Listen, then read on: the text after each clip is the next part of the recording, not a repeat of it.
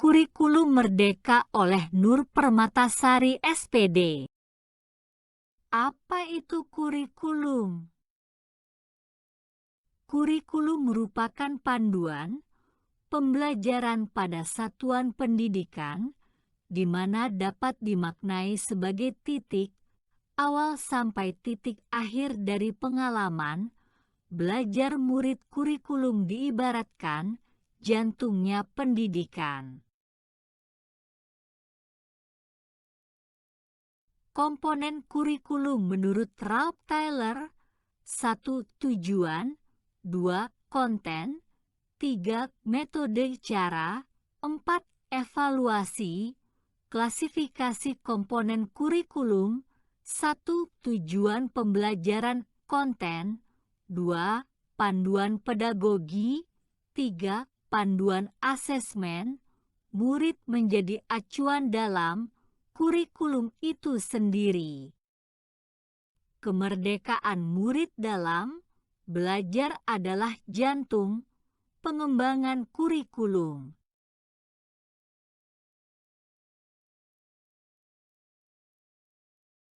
Peran dan fungsi kurikulum. Peran adalah sebagai pedoman dan acuan dalam pembelajaran. Fungsi bagi guru memandu dalam proses pembelajaran. Peran dan fungsi dapat kita optimalisasi dalam kerangka: 1. Mewariskan nilai dan budaya masyarakat yang relevan dengan masa kini. 2. Mengembangkan sesuatu yang dibutuhkan saat ini dan masa depan. 3. Menilai dan memilih sesuatu yang relevan atau kontekstual sebagai kontrol sosial. Mengapa kurikulum perlu berubah? 1. Kurikulum bersifat dinamis, artinya dapat diubah sesuai dengan perubahan dan perkembangan zaman. 2. Membantu murid untuk menghadapi tantangan dunia sesuai zamannya agar relevan dengan perkembangan zaman. 3. Membantu memenuhi kebutuhan belajar murid. 4. Menyiapkan generasi masa depan yang visioner. Isu kekinian: 1. Perubahan iklim global. 2. Teknologi digital. 3. Transformasi budaya. 4. Industri multinasional. Bagaimana cara mewujudkannya? 1. Melibatkan seluruh komponen baik dari pihak sekolah, orang tua, dan masyarakat. 3 pilar: pendidikan, sekolah, orang tua, dan masyarakat. 2. Menempatkan kebutuhan, pendapat, pengalaman, hasil belajar, dan kepentingan murid. 3. Kurikulum dirancang untuk memenuhi kebutuhan murid. Pertimbangan dalam merancang kurikulum: 1. Kebutuhan. 2. Pendapat. 3. Pengalaman. 4. Hasil belajar. 5. Kepentingan murid.